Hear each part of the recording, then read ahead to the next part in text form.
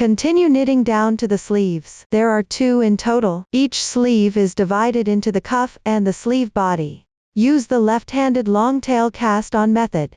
Start by casting on and knitting the cuff. Then switch colors to knit the sleeve body area. Both areas here are knitted separately with a single color each. The method for the cuff is similar to the hems of the front and back pieces. The sleeve body is similar to the back piece body. Just no color changes are needed. After finishing all parts, bind off.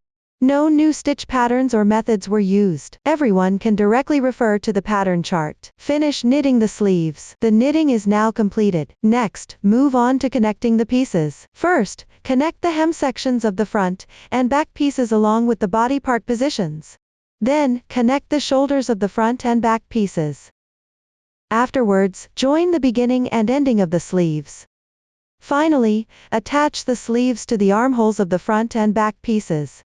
Let's start with the connection of the hem and body parts of the front and back pieces. Here, we use the row-to-row joining method. Pick up the corresponding positions on the edges of each row and sew them together. Keep sewing until you reach the connection stop point marked on the chart. That is, the position where the connection ends.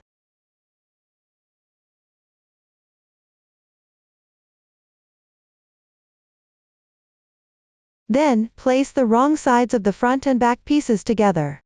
On the right side, pick up the shoulder areas of the 2 fabric pieces and sew them together. Here, we use the stitch-to-stitch sewing technique. After completing this, join the beginning and ending of the sleeve. Sew using the row-to-row sewing method.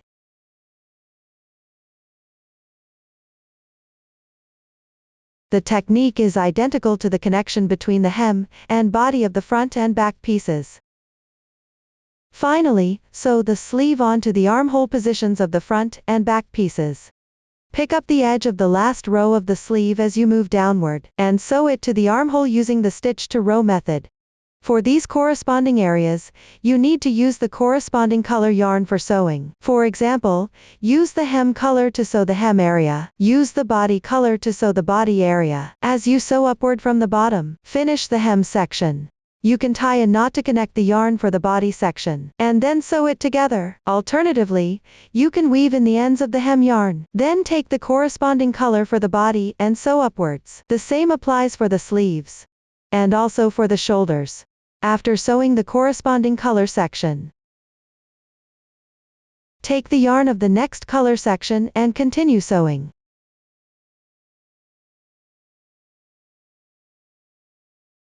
If the fabric is large during this process, you can use stitch markers to secure a few points as anchors. The hems of the front and back pieces need to correspond here. The body patterns also need to match up. The same goes for the sleeves. And the shoulders should have corresponding colors. Now, I'll demonstrate these 3 sewing connection methods. Here, everyone can learn the techniques first, then apply them according to actual situations later. Please watch the demonstration. Next, let's learn how to connect row to row. We usually use the invisible seam method for this. When sewing, pick up the horizontal strands of 2 stitches on the edge. We can first get to know the fabric piece. Start by finding the first stitch on the edge. The first stitch on the edge usually has 4 conditions. The first one is a slip stitch. That is, skip without working to follow the texture. This forms a large braid. The second one is also a slip stitch. Just that when slip stitching, it goes against the texture below, forming such a knot.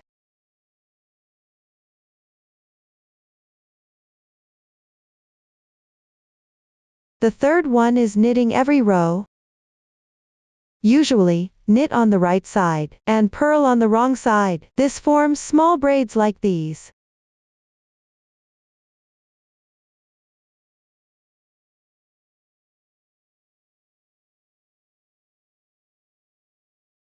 The fourth one is also knitting every row. Usually, knit on both the right and wrong sides. This forms a garter stitch. To the left of the first stitch is the second stitch. For example, this fabric piece. When viewed from this side, the second stitch is a knit texture. When viewed from the other side, the second stitch is a purl texture. Whether the second stitch is a knit texture or a purl texture, you can see that the loops are all facing forward.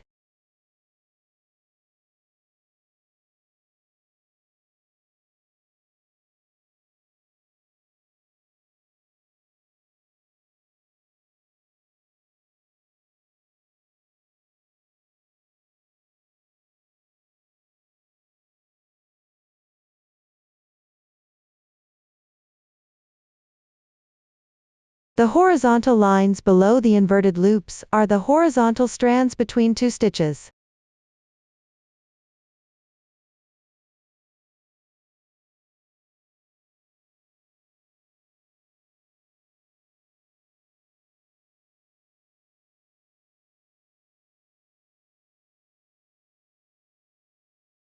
It's the same on this side. This one is the flipped loop. This strand here is the horizontal strand between two stitches.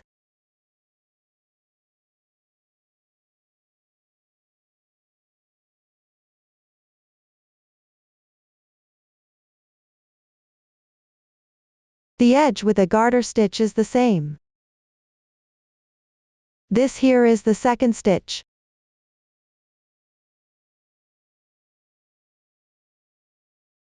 This column here is the forward-facing loop of the second stitch.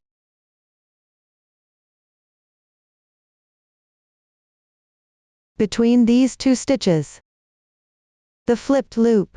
This single line here is the horizontal strand between two stitches.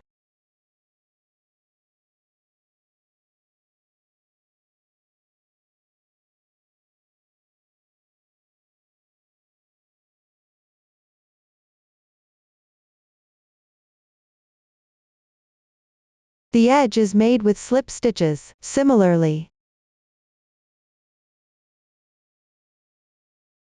between these two stitches, there are also horizontal strands.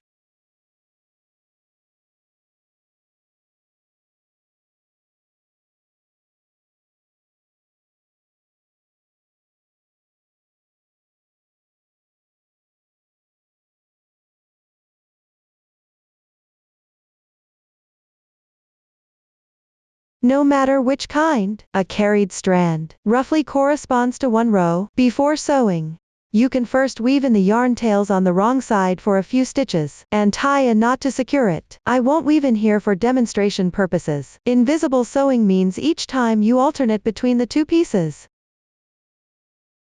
picking up the horizontal strands of two stitches on the edge to sew them together.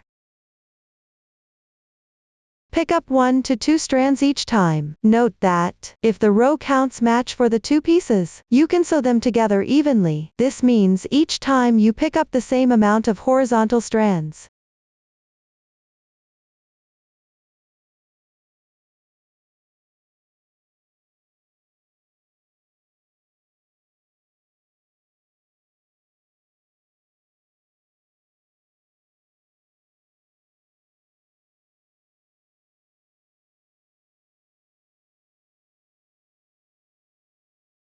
Always insert the sewing needle where you last pulled out.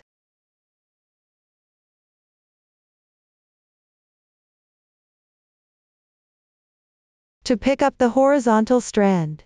Here, I'm picking up 1 strand each time.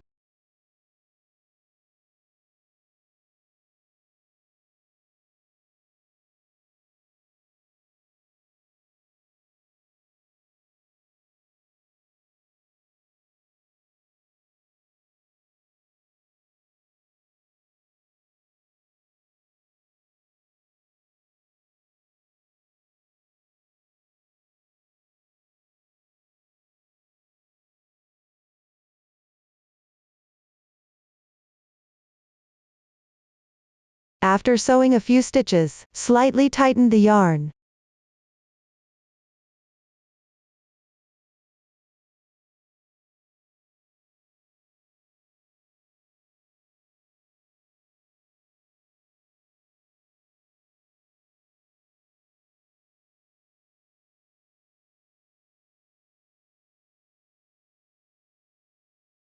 If the two pieces have different row counts, but you still want to sew them together evenly, you can pick up more strands on the side with more rows.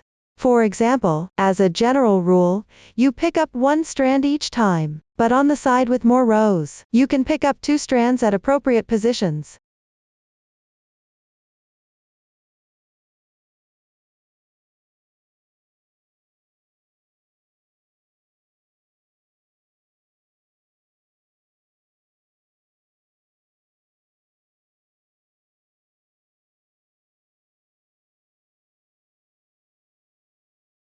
In this case, the row counts of the two pieces are identical, so I'll continue and finish sewing them together.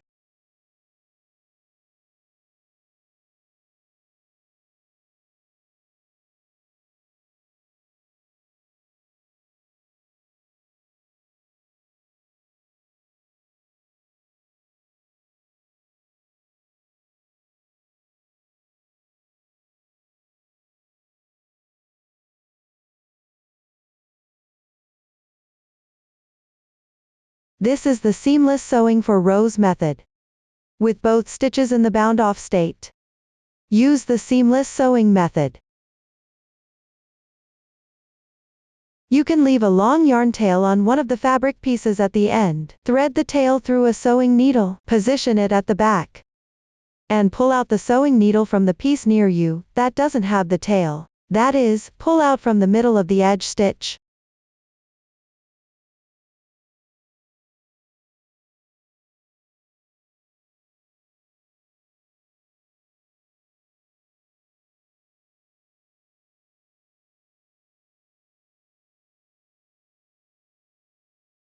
Then, pull out from the middle of the edge stitch of the other piece located behind.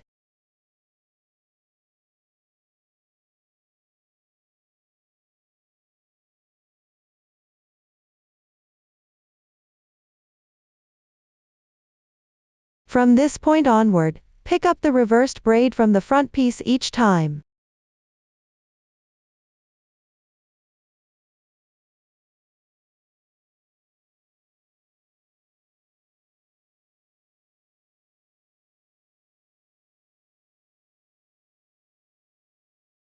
Then pick up the braid from the back piece.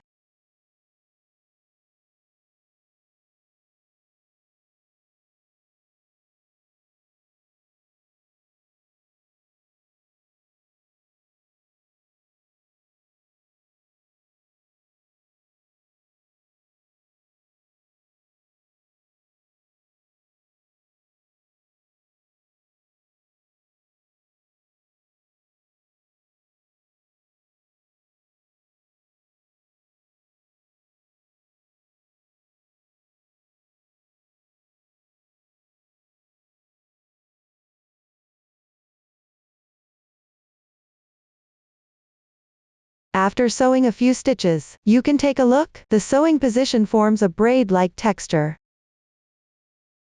And if you tighten it,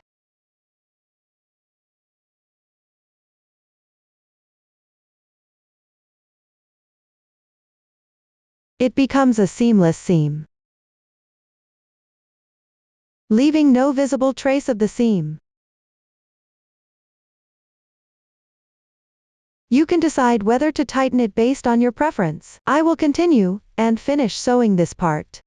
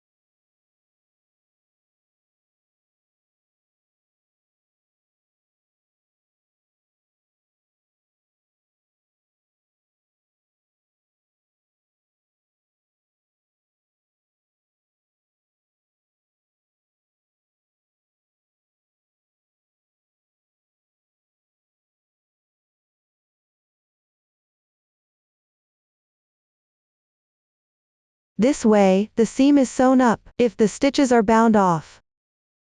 You need to sew them together with the rows.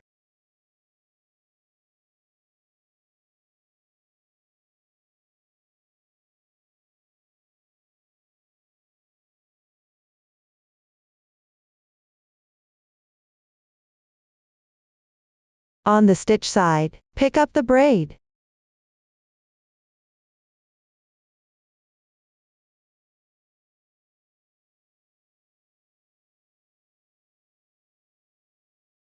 On the row side, pick up the horizontal strand.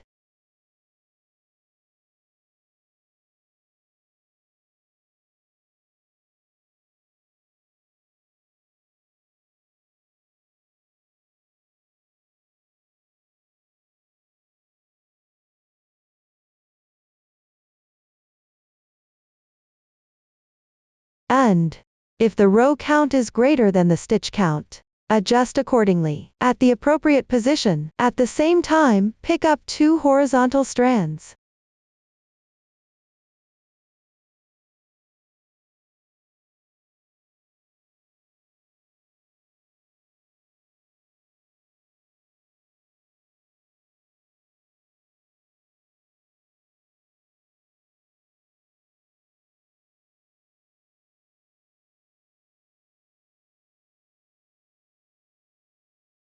If you don't need to sew a braid effect, just tighten the yarn.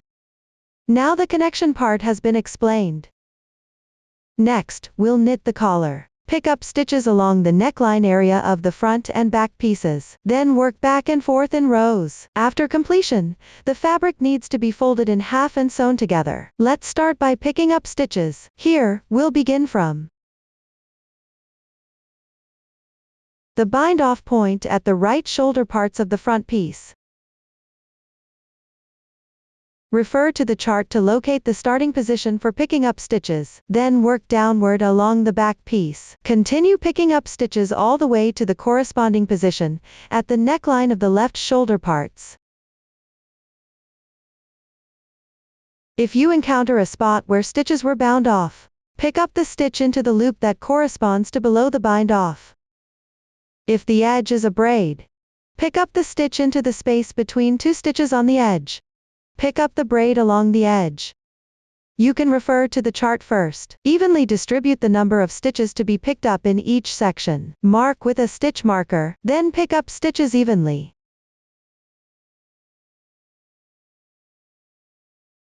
For the first stitch, insert into the corresponding position.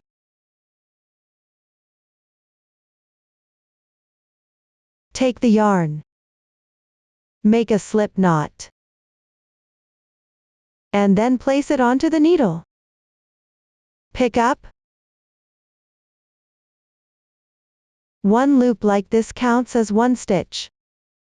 Adjust the loop size. Then continue picking up stitches in the corresponding positions. Pick up all the required stitches. Everyone can complete this on their own. After picking up stitches, start working row 1. Picking up stitches does not count as a row.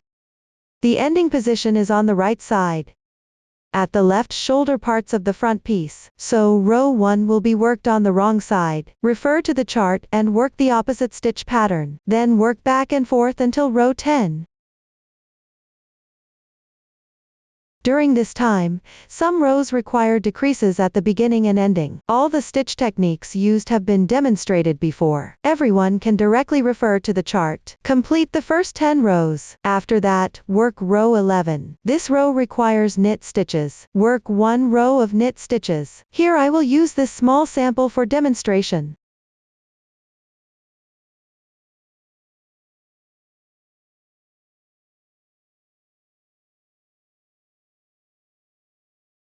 After finishing the last stitch, after completing row 11, proceed to work row 12.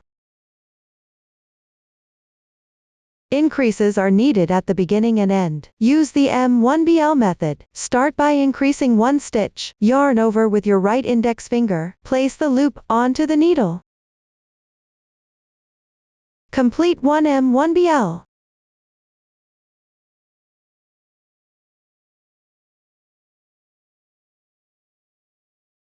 The added one stitch is moved to the right needle. Then work into each stitch in sequence.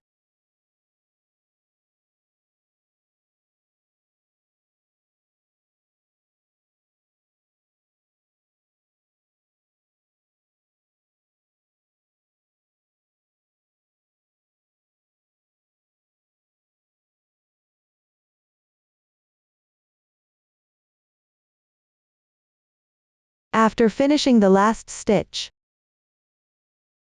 continue by adding one more stitch. Use the same method. Yarn over and place the loop onto the needle.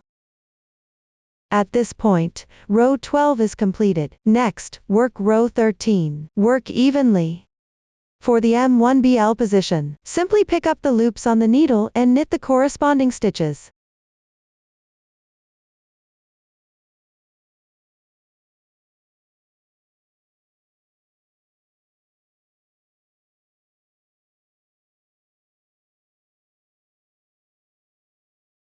Finish with the last stitch. Row 13 is now complete. For the remaining rows, some rows require increasing stitches at the beginning and end. Refer to the method used in row 12. Afterward, work even for a few rows. Once everything is finished, bind off. No new stitch techniques or methods are introduced. Everyone can finish on their own. After completing, sew together the fabric. First, fold the fabric backward along the row of garter stitch texture. Then take about 50 centimeters of yarn. For convenient watching, I will demonstrate using a different color. Thread the sewing needle with the yarn.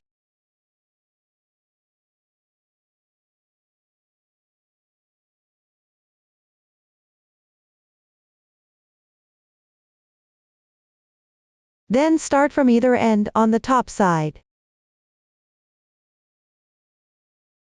And sew downward following the method for sewing rows together.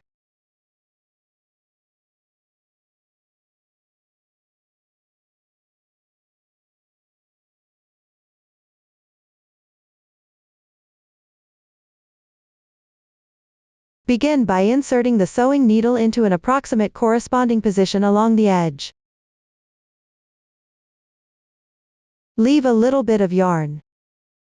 If you can't find the exact position, just pick up approximately 2 strands of yarn along the edge and insert the sewing needle.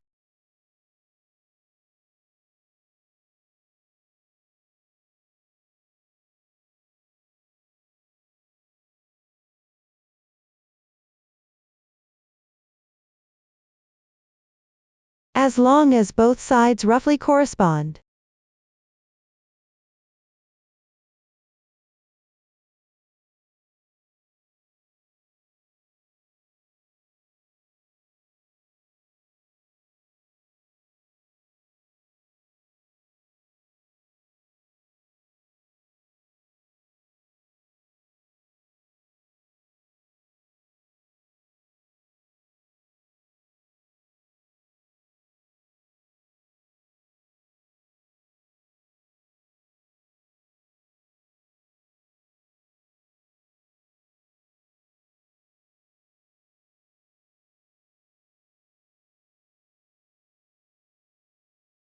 Then continue picking up stitches along the edge.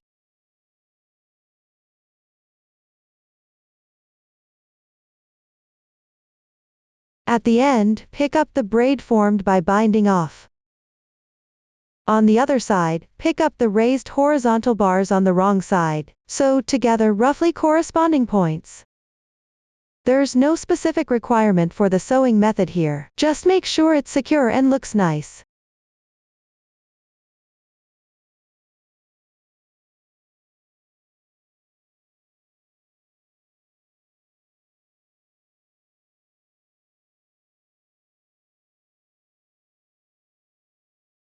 Repeat this process. Sew the entire side using this method. If the yarn runs short during the process, you can tie a knot to join yarn.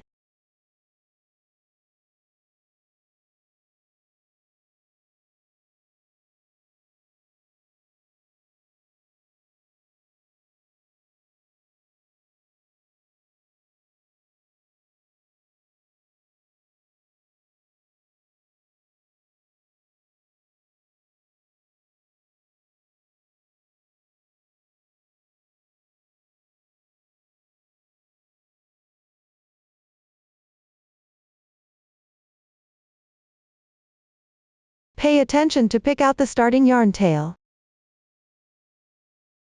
This makes it easier to weave in ends later. Continue sewing down the remaining side.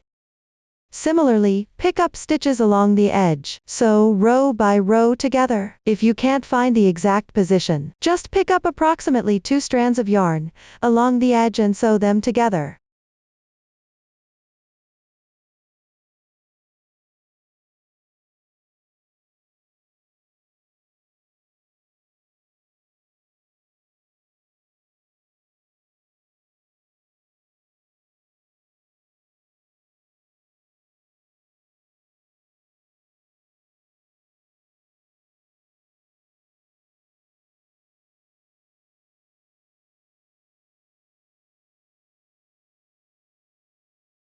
After sewing, tie the yarn with an adjacent position to secure it.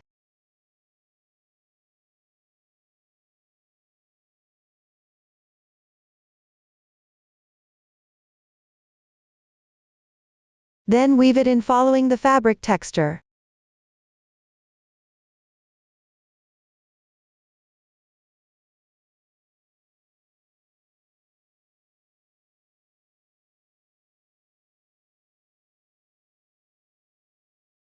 Do the same for the starting yarn tail, tie it off with an adjacent position, and weave it in along the texture. Everyone can finish this on your own.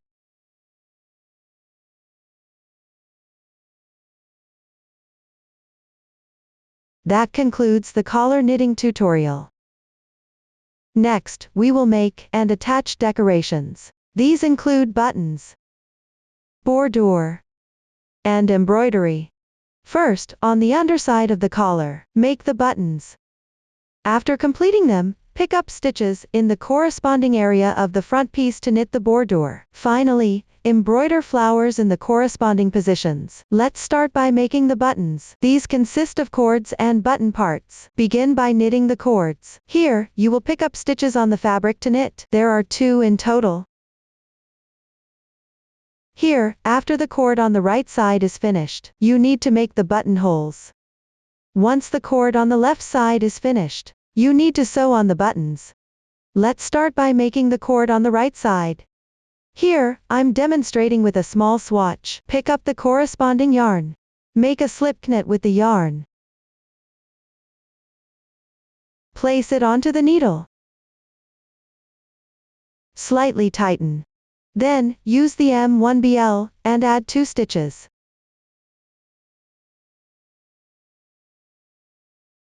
Then knit 2 knit stitches correspondingly.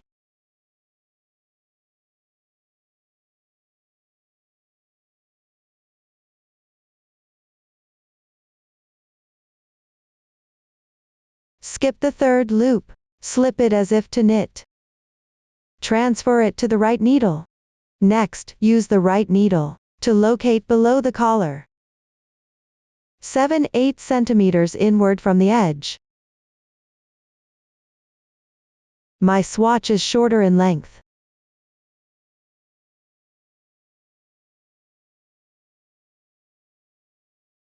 Then at the 3rd braid position below the collar.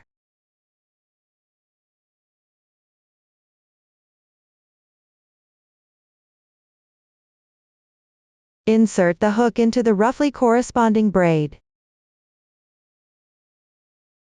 Pick up 1 stitch.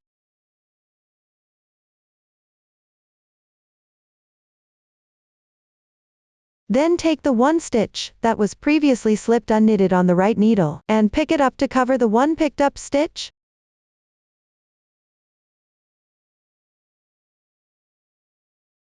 Now this row is completed. Next, slide the fabric to the other end of the needle.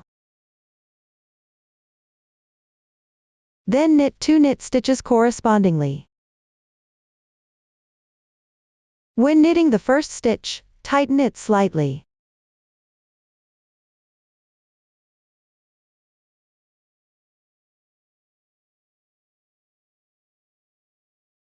Slip the 3rd stitch without knitting.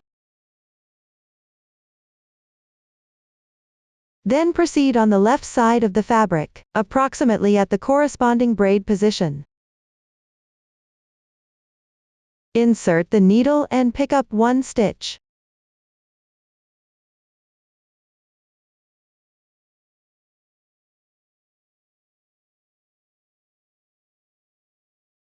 Then,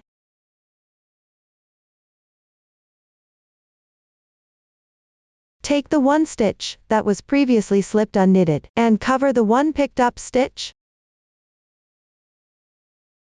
Another row is now completed. Afterward, simply repeat this method to knit. Continue until you reach the edge of the shoulder parts. The picking up stitches position here is not fixed. Just do it at roughly the corresponding position on the fabric. At the same time, try to keep it relatively straight. You can adjust according to the situation during the process. After picking up stitches, ensure the fabric lays flat. Continue knitting downward.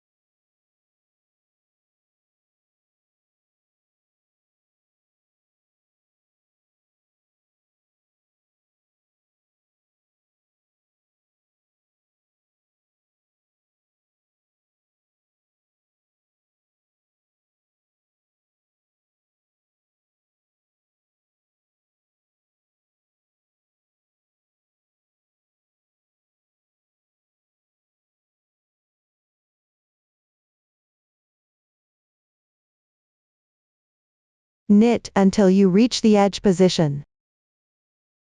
Finally, bind off.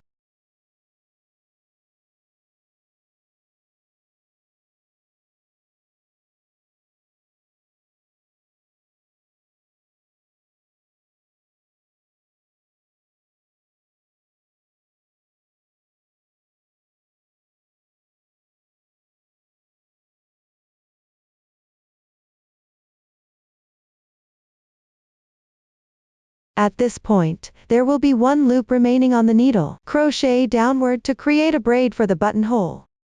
Enlarge the loop slightly.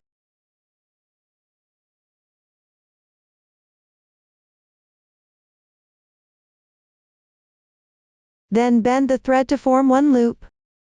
Exit through the loop. Slightly tighten the loop below. This forms a braid.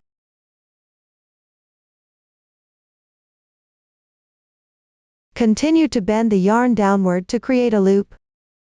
Draw through the current loop. Slightly tighten the loop below. Another braid is now completed. Afterwards, repeat this process. Continue to make 8 braids.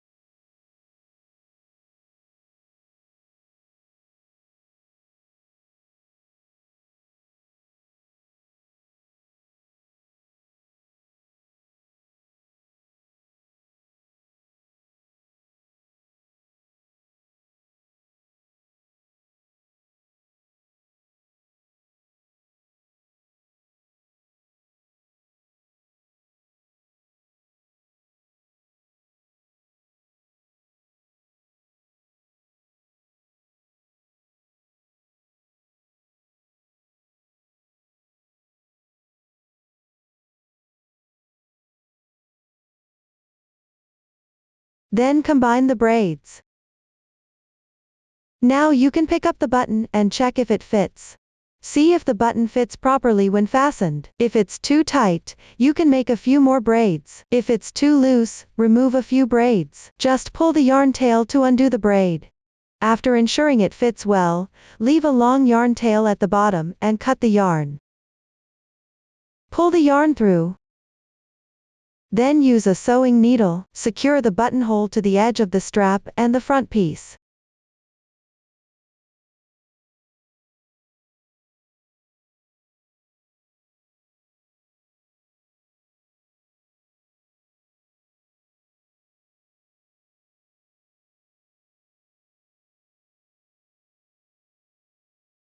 There's no specific requirement for this step, as long as it's secure and looks nice, that's fine.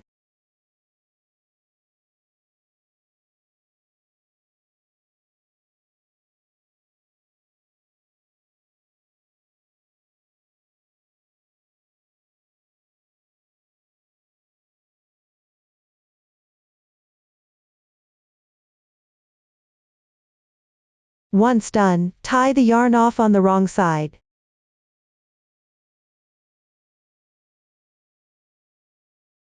Then hide it following the texture of the fabric. Everyone can finish this part on their own. For the starting end, use the reserved yarn from casting on. Pick up along the edge and roughly secure it to the front piece. Then hide the tail at the back. Everyone can finish this step on their own. By now, the strap on the right side is complete. The method for the left strap is the same. Start picking up stitches about 7/8 centimeters inward from below the collar and knit. Keep going until you reach the corresponding edge below the collar. Then bind off. Leave a long tail and cut the yarn. Use the reserved tail to sew the button onto the edge. There's no specific requirement for the sewing method, just make sure it's secure. Everyone can finish this part on their own. That concludes the explanation of the button section. Next, we will discuss the bordure. The method is identical to that of the strap. Here, start picking up stitches below the right strap. At the opening, pick up the space formed by the edge stitch. Directly wrap the edge stitch. Then follow along the boundary between the two colors. Pick up the surface braids. And continue knitting. Keep going downward until you reach the hem. At the ending position of the boundary between the two colors, bind off. Tuck the yarn tail inside the fabric. Everyone can finish it on your own. That concludes the explanation of the bordure. Next, we will embroider flowers. There are two types, large flowers and small flowers. Use patterned water-soluble paper. Place it in the corresponding area to embroider. Here is the front piece. There are two complete large flowers. 3 small flowers.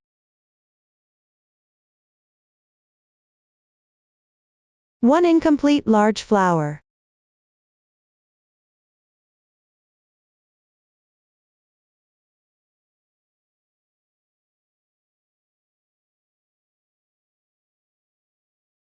There is 1 complete large flower at the sewing position on the shoulder area.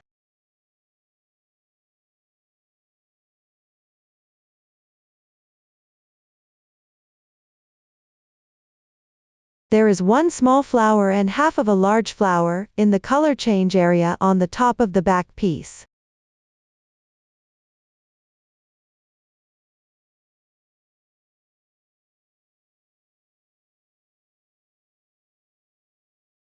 On the hem of the back piece, 1 complete large flower. 1 incomplete large flower. Complete small flowers and 1 incomplete small flower. At the connection point of the front and back pieces on the left side, there is 1 complete large flower. The positions and quantities of all the large and small flowers here. can refer to the finished product effect, or you can adjust according to your preference. Next, I will demonstrate the embroidery method. Let me first explain the embroidery method for large flowers. Here I will use a complete large flower as an example. At the same time, I will use this sample swatch for demonstration. In practice, we will provide a pattern paper template. First, cut out a paper template of a large flower. I've already cut it out. Then peel off the adhesive backing.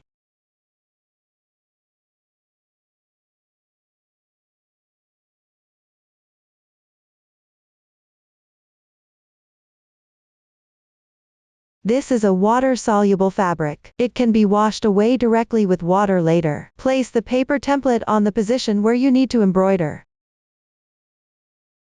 Here, the direction and position should refer to the finished product, or adjust according to your preference. The position and direction of my sample are random. After that, we will embroider on the paper template. Embroider thread in the corresponding position and area of the pattern. The adhesive of the paper is not very strong here. You can press it a little longer. You can also use a container with hot water to press it for a while, or use an iron to slightly press it. This will make it more secure.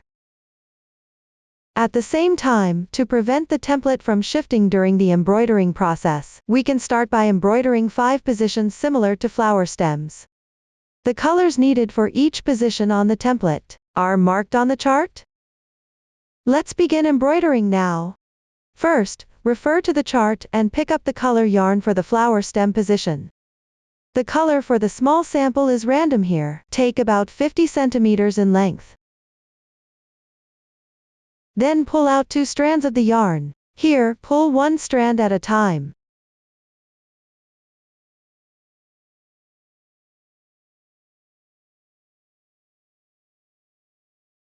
Insert into the sewing needle. If you have a pointed needle at home, you can use the pointed needle. It will be easier to sew.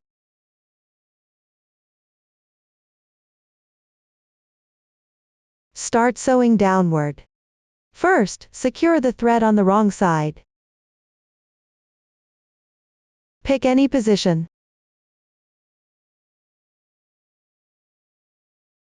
Pay attention to the wrong side, where you pick up the strands. Do not exit to the right side. At the same time, pick up a few strands here.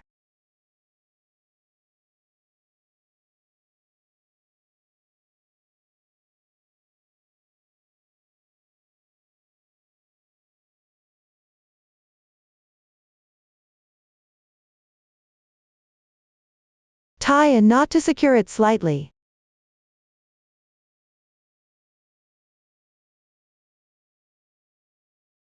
After that, draw the thread through from the bottom of any flower stem. That is, the bottom end of the vertical lines. Use the daisy stitch method.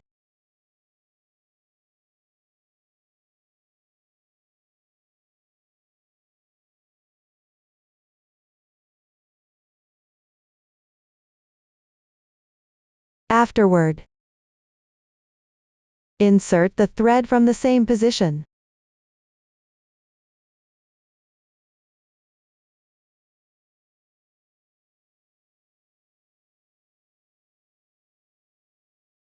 Do not pull the thread entirely to the back here. Leave 1 loop. The height of the loop should be about the same as the length of the vertical lines.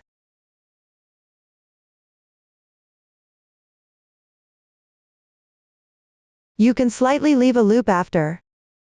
Then exit from the bottom above the vertical line.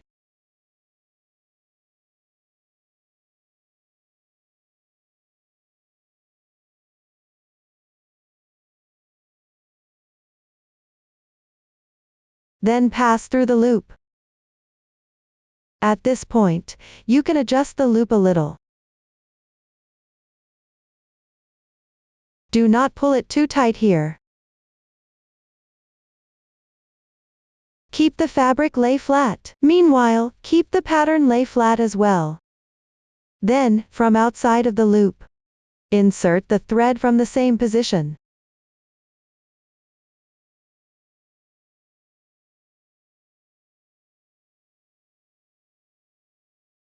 This completes one flower stem position. Next, use the same method to embroider the remaining flower stem positions.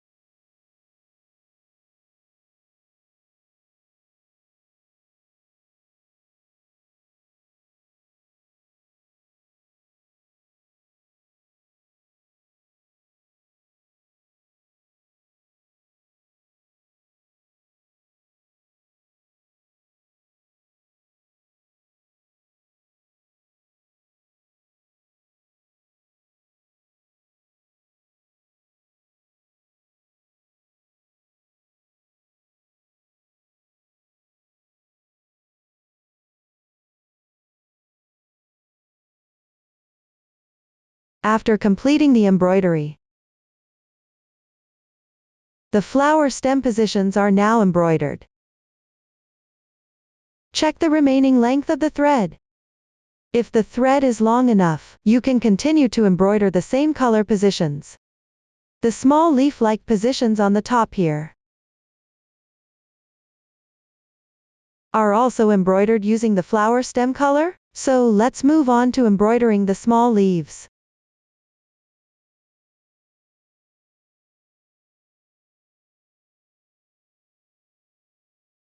The two small leaf positions on the left and right are symmetrical.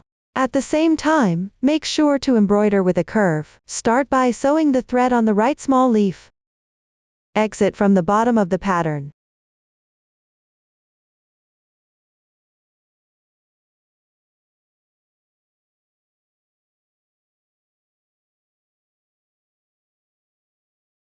Insert into the highest point above.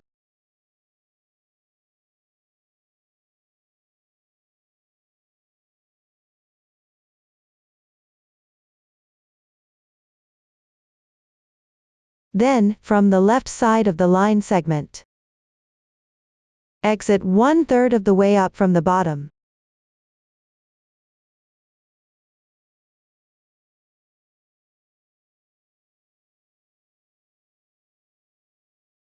Insert into the center point above.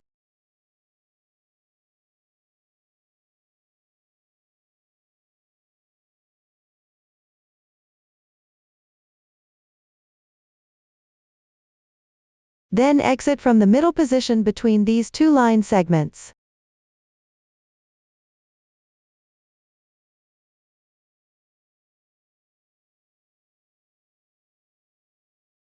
Insert into the top on the upper left.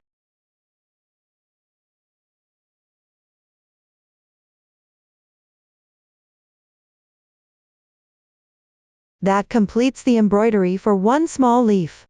Bring the thread to the position of the left small leaf. Also sew 3 threads. The height of the thread is symmetrical with the previous small leaf. Embroider the threads in sequence. Start by embroidering the outermost thread, which is also the longest thread.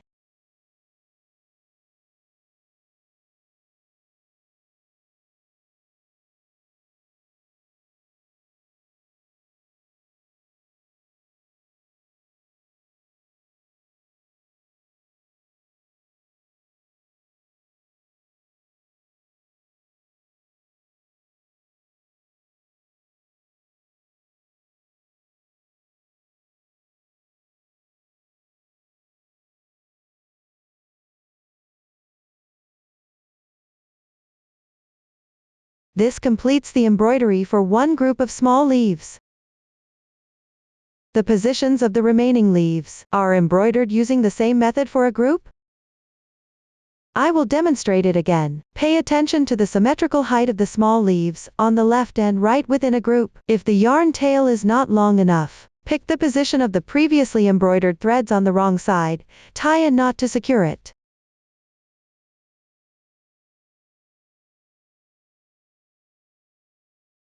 Or take 2 strands of yarn again, and directly tie a knot to secure it with the current yarn tail.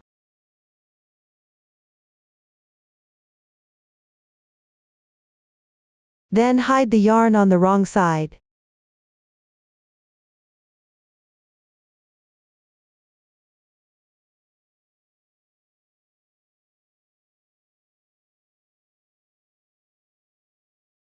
You can hide the yarn a few more times if you like.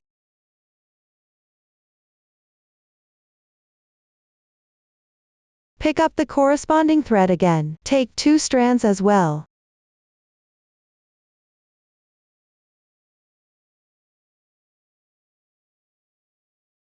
On the back of the next group of leaves, at the approximate corresponding position, secure the thread in place.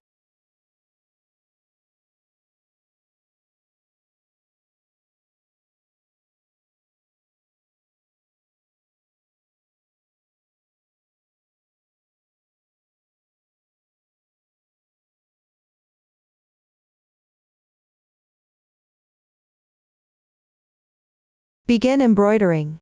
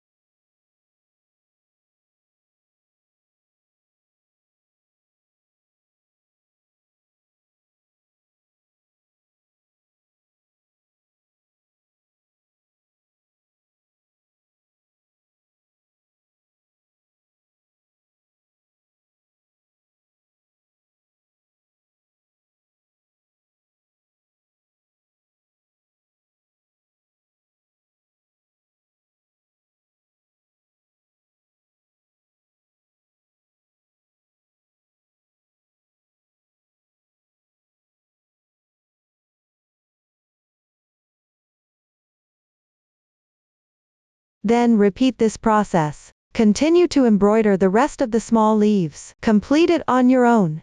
After completing, move down to the circle at the center. Use the same color yarn. Embroider using the bullion stitch method. Start by pulling the sewing needle out from any position in this circle.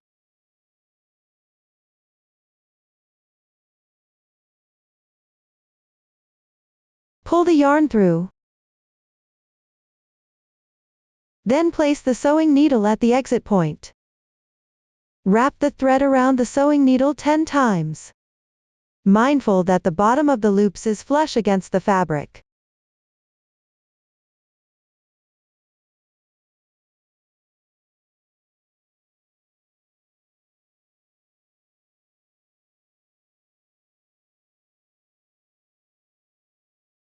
Adjust here. The loops should be tightly connected. Ensure the bottom is flush against the fabric. Then slowly pull out the sewing needle.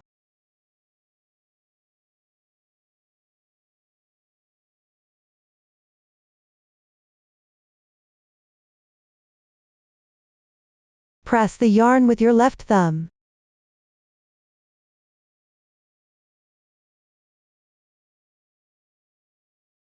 If it's difficult to remove the sewing needle, twist the sewing needle.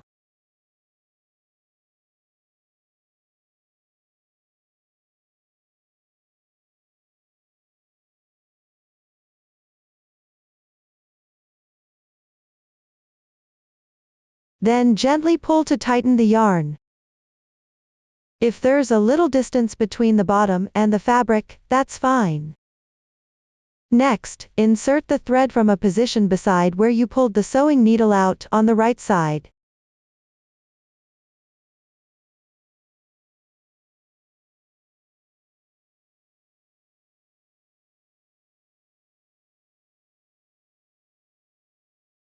Take the loop that forms at this point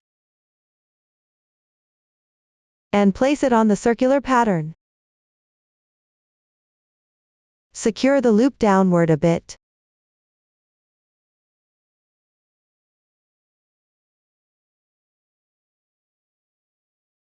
If the loops are uneven here, you can adjust them by turning.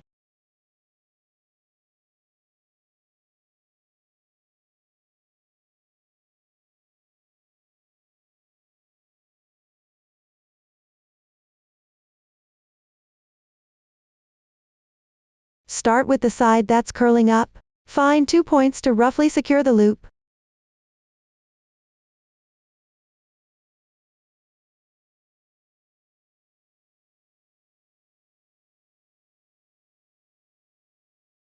Pass directly through the center of the loop.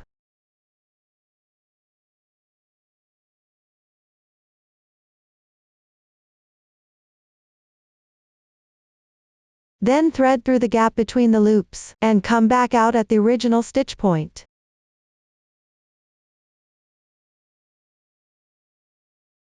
This completes one round of securing.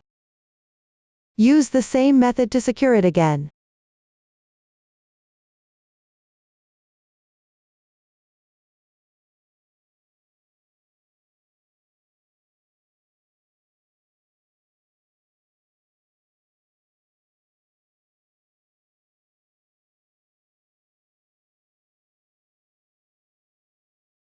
If the beginning and ending aren't firm enough, you can sew a bit at the beginning and ending positions.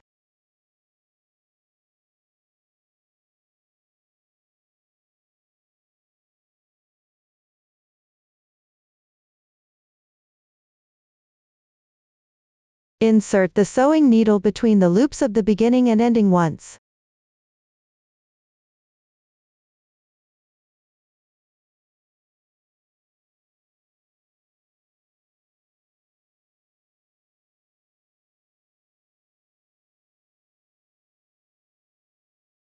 Then, at any gap, thread the yarn through a few times.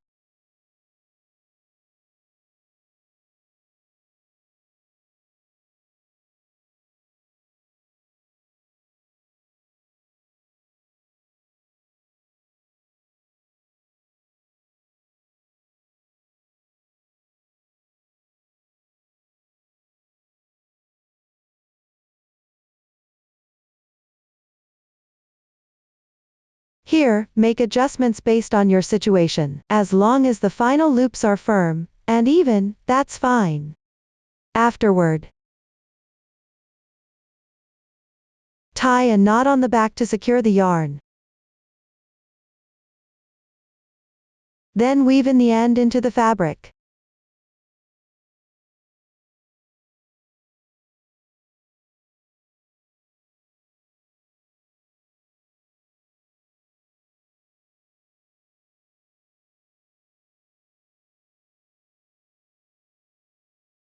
Everyone can finish weaving in the ends by themselves. Next, we will embroider at positions similar to a calyx. Use the corresponding yarn. Similarly, take 2 strands. Here, cut about 50 centimeters of thread for embroidering. Don't make it too long. Then secure the tail end on the wrong side. Afterwards, pull out the sewing needle from the bottom of the pattern.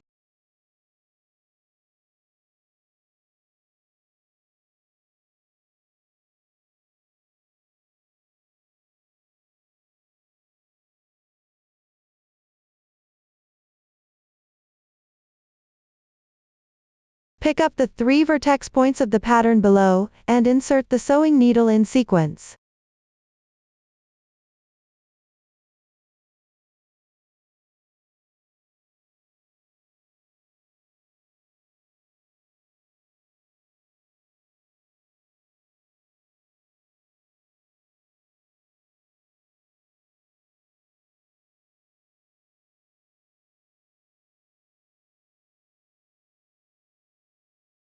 This way, one calyx position is embroidered. Then, follow the same method. Embroider the rest of the calyx positions.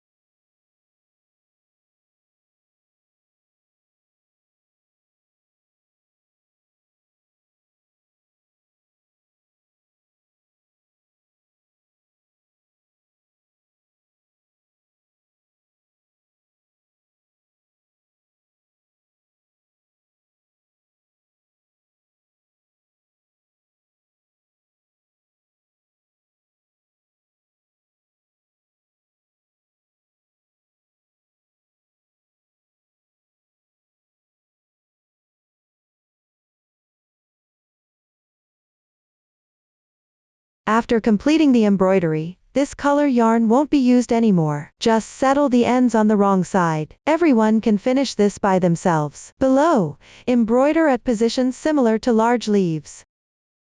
Use the corresponding thread, secure it well on the back.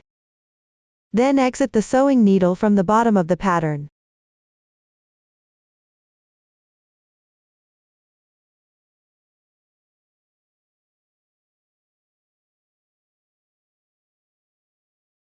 Insert the sewing needle at a position about 2 mm above.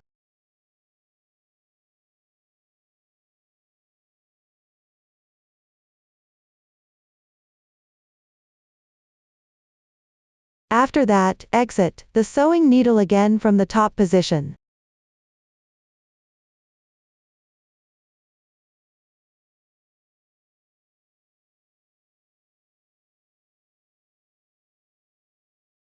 Go down to a position about 2 mm below. Similarly, embroider such a small line segment.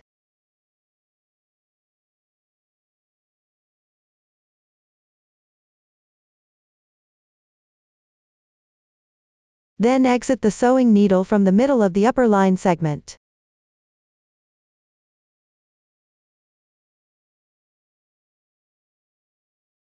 Come out from a slightly left position.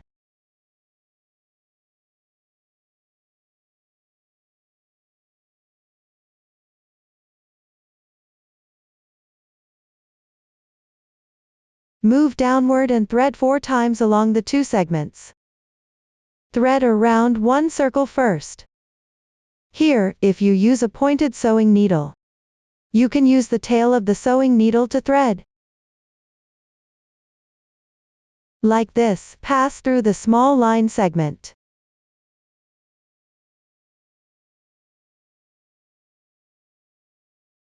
A blunt sewing needle can go through directly.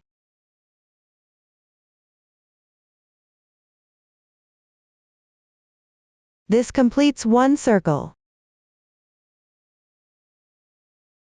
Adjust the thread a little. It shouldn't be too tight or too loose. Just make sure it lies flat against the fabric. Continue threading for 3 circles.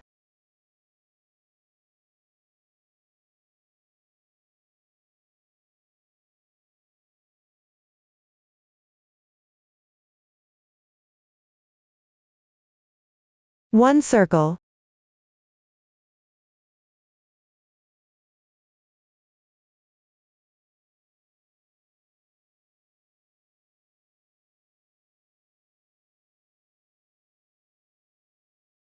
Two circles.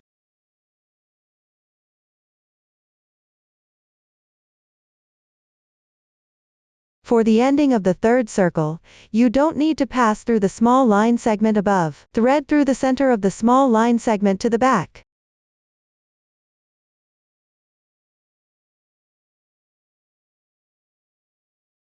This completes one large leaf. Then embroider the rest of the large leaves using the same method.